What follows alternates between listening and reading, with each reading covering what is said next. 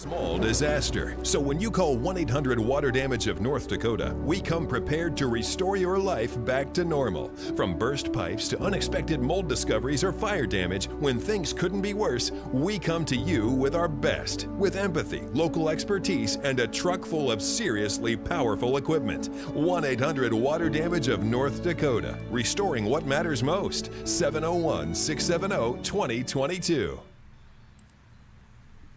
Hello everyone and happy Friday. Welcome to this Valley News Now weather update brought to you by 1-800-WATER-DAMAGE of North Dakota. We have a lot to talk about today. If you joined me yesterday for this live update on our digital platforms, we were forecasting ahead to the cold front that would be moving in today, and it is starting to move in. It's starting to bring some impacts to the valley. So we are going to jump right into your forecast today and what we are first alerting you to. So first and foremost is that cold front. It is ramping up. And behind it, the wind is ramping up. We're still expecting some gusts 40 to 50 miles per hour, a few gusts up to 60 possible, and temperatures in some areas are already starting to fall. So some places have seen their high temperatures for the day. Behind it, still expecting a cold weekend, and there's an opportunity for some light snow showers in our southwesternmost viewing area overnight tonight and into early tomorrow morning. So let's go over our latest weather headlines. We've got a couple of new ones for you. Well, just one new one, but a new one regardless. For the winter weather advisory, this is just for a few northern counties along the international border. Went into effect at 9 o'clock this morning and is in effect until 7 this evening. It's for the potential for blowing snow and in open areas near blizzard potential. Those sustained winds out of the northwest, 25 to 35 miles per hour with gusts 55, potentially 60 miles per hour. The update comes to our wind alerts. More counties in the Northern Valley have been upgraded from a wind advisory to a high wind warning. Also, both of these are in effect until 7 p.m. With the high wind warning, these counties in orange in the northern Red River Valley, that's where we're expecting the potential for higher gusts, potentially up to 60 miles per hour. And with that, patchy blowing snow, and blowing snow creates icy patches. Meanwhile, with the wind advisory, a few more counties in Lakes Country have been added to that. This is for gusts to 55 miles per hour. So here's what we are seeing right now on satellite and radar, and I'm going to see if I can draw it. I know that is a feature on here. So our cold front, beautiful. Our cold front is roughly like that. It's not perfect, but it is already moving through the northern Red River Valley, and we're going to start to see. Actually, I'm going to redo that. I'm a little bit of a perfectionist here. The cold front really goes like that. There we go. So behind it is where we are turning windy and colder. We have yet to see that front move through in Fargo. How do we know that for sure? Well, the wind is still out of the west. Meanwhile, Jamestown, you have seen the front. So I guess I should have shifted that front a little bit further to the south. Regardless, Jamestown, you're seeing winds out of the northwest. Same thing in Devil's Lake and Langdon and Hallock and Roseau. And that's where we're seeing those stronger gusts. A gust to 56 miles per hour in Langdon. That's why that high wind warning was issued for those gusts potentially up to 60 miles per hour. We're seeing a gust to 41 in Devil's Lake, 45 in Roseau, 41 in Hallock, 32 in Grand Forks. Wind in Grand Forks and Fargo still out of the west. And when we are talking about the potential impacts to visibility, we're looking at the Northern Valley here. Not sure why I have two arrows there. Visibility is down to 4 miles in Hallock and just a quarter mile in Langdon due to blowing snow impacts. We may have seen a couple of flurries as this front moves through, but not enough falling snow to create visibility issues. Visibility at 7 miles in Roseau, and just north of the border, Winnipeg, visibility is at a half a mile. Now, Temperature-wise, we're still warming in the Southern Valley ahead of that cold front, and just immediately behind it. It takes a little while for temperatures to respond, but we're still at 37 in Fargo. We're at 45 in Sisseton, 40 in Alexandria, but where that front has moved on through, temperatures are falling. We're down to 25 at this hour in Langdon. Our forecast in Fargo today looks a little something like this. Now, we're at 37 right now. We've seen a mix of clear skies and cloud cover, but the wind will start to pick up in about an hour or two out of the northwest. So that cold front is right on our heels in Fargo. Expecting a high of 39, so about another hour or so of warming, and then temperatures quickly fall. 34 by 2 p.m., down to 26 by 4 p.m. And it's going to feel chillier as well due to that strong wind. What about in Grand Forks? Right now, 35, but momentarily going to start to see those temperatures dropping down to 19 degrees by 4 p.m. So you may have stepped out of your house this morning saying, oh, it feels like another nice spring day, maybe similar to what we had yesterday. Well, that is going to be changing. By the time you're getting off of work or the kids are getting home from school, it's going to be blustery, it's going to be colder. So be prepared for those changes if you have any Friday evening plans. This is 4 o'clock temperatures. Expecting teens north, 10 in Rolla, 12 Langdon, 14 Roseau, 16 Thief River. Still on the mild side in the southern Red River Valley. As I mentioned, it takes a little bit of time for temperatures to respond behind a cold front. Still 40 degrees in Sisseton by 4 p.m. 32 Fergus Falls and Wahpeton, 34 in Alexandria.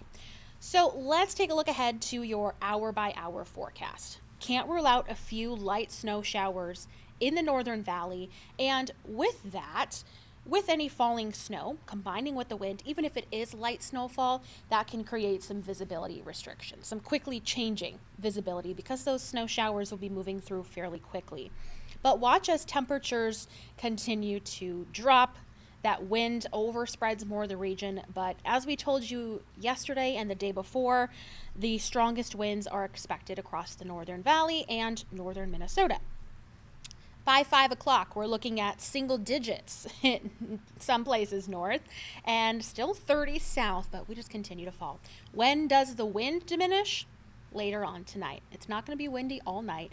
By about 9, 10 o'clock, it's still going to be breezy, but nowhere near as windy as we're expecting it to be from now throughout the afternoon. The blue arrows here, these wind arrows, that's gusts in the near 20 to 25 miles per hour. So still breezy, but improving conditions. Then you see the snow showers move in. That is late tonight into tomorrow morning. So now we're paused here at 7:15 a.m. Most of us are going to be dry, but the far southern valley, our South Dakota counties, and into parts of the James River Valley, maybe even the Cheyenne River Valley could see a couple of flakes, but most of it is going to be to the south and to the west, stretching up into northwestern North Dakota. So keep that in mind if you have any travel plans for your Saturday. This is now noon tomorrow. Still a few lingering snow showers through central North Dakota down into southeastern North Dakota and the Southern Valley. We may see a flurry here in Fargo, but there's actually high pressure that's going to be moving into northern Minnesota. That is going to keep us dry and act kind of as a shield to prevent that snow from lifting higher, or lifting, I guess, further to the north and to the east. That diminishes in the afternoon, and then we're just left with a cold day. This is mid-afternoon, 3 o'clock, seeing temperatures that could still be sub-zero in a few places in the Northern Valley. Overall, lots of single digits, a few teens to the south, but expecting a cloudy day. Now, looking ahead to the snowfall potential, a few flakes and flurries today, not going to add up to much at all. Late tonight into tomorrow's snowfall, the general track is for it to bring up to an inch on the high end from, let's say, Jamestown to Sisseton. Ellendale, you could be a little closer to that 1 to 2 inch range. Same thing closer to Aberdeen, South Dakota. But from roughly Mobridge through Dickinson is where several more inches are expected, about 3 to 5, maybe 6 inches of accumulation expected there. So most of us are going to be missing out on that system. Let's take a closer look at our temperatures. Tomorrow morning, 6 a.m. I know I'll also be asleep at that time on a Saturday. Hope many of you are as well. We are expecting sub-zero. In the Northern Valley, the numbers in white are the air temperature forecast, and the numbers in pink is the wind chill that feels like forecast. So how about 11 below zero in Roseau by 6 a.m. with a wind chill of 25 below zero. 4 in Fargo with a wind chill of 11 below. 2 below zero in Grand Forks with a wind chill of 18 below zero. A little better in the Southern Valley with wind chills in the single digits below zero. But we are going from early spring-like feel yesterday and at least this morning to back to that winter feel for your Saturday. What about highs? Not a lot better. We're still looking at single digits to low teens across most of the valley. And it'll be a little bit breezy tomorrow. Nothing like what we're expecting today, but just enough for that wind chill. We can expect the wind chill to be roughly 10 degrees, 15 degrees chillier than the actual air temperature. So here is your extended forecast. And I just want to preempt this by saying we do have some good news. You can kind of see it, a little sneak peek behind me, but it's just going to be a cold weekend. And I think I mentioned it yesterday. It's just unfortunate that it falls on the weekend where lots of folks are out and about, getting your errands run, getting out of the house, all of that good stuff. But let's take a closer look.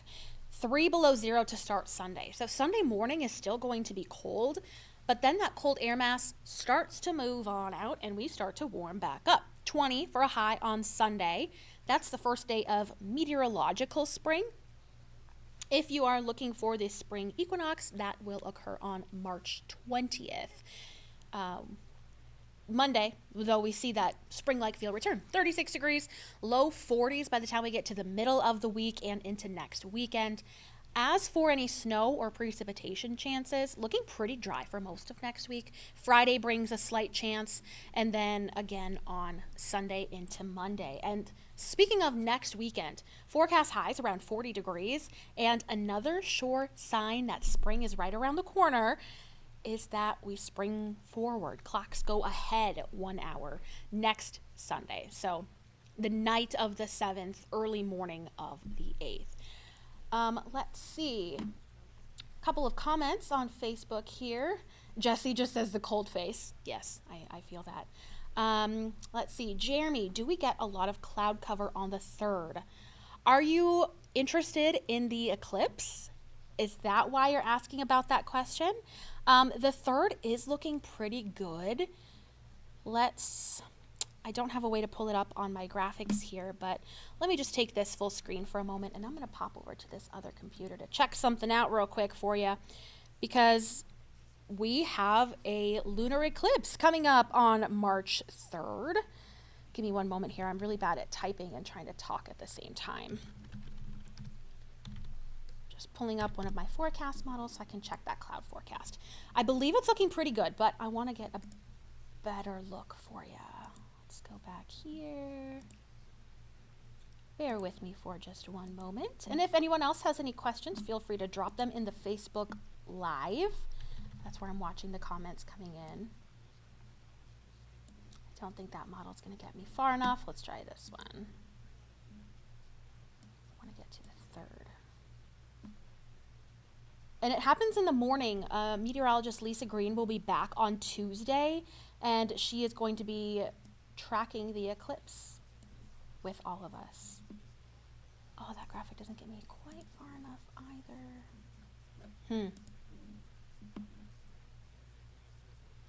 Okay, Jeremy, yes, the lunar eclipse. Right now it's looking pretty good. We might have a couple of clouds drifting through, but it doesn't look to be overcast by any means. Tyler's asking how much snow is it looking like for later next week? Too soon to tell. Models aren't agreeing on the timing or track of a potential system. So it's too soon to say how much we might be looking at, but there is a chance for some precipitation. And depending what time of day, that will impact the precipitation type as well, as will be mild for this time of year. Give it another second to see if anyone's dropping any more comments. But we are heading into a cold weekend, so don't let the temperatures that we saw today and I guess this morning and yesterday fool you. You'll need that winter jacket by the time we get to tonight if you have any evening plans, or tomorrow. So that has been your Friday edition of your Valley News Now weather update. And we'll be back in the afternoon. Chief Meteorologist Russ Thomas will have your Friday Funcast and, of course, an updated look at the forecast as well. And then another update this evening around 7 p.m. And, of course, videos on your Valley News Live weather app. We've got you covered anywhere. But this has been your weather update brought to you by 1-800-WATER-DAMAGE of North Dakota. If you have any more questions, you can still pop them in the Facebook Live feed. I can go back and answer those later. Have a wonderful Friday and a wonderful weekend. There's no such thing as a small disaster. So when you call 1-800-WATER-DAMAGE of North Dakota, we come prepared to restore your life back to normal. From burst pipes to unexpected mold discoveries or fire damage, when things couldn't be worse, we come to you with our best. With empathy, local expertise, and a truck full of seriously powerful equipment. 1-800-WATER-DAMAGE of North Dakota. Restoring what matters most. 701-670-2022.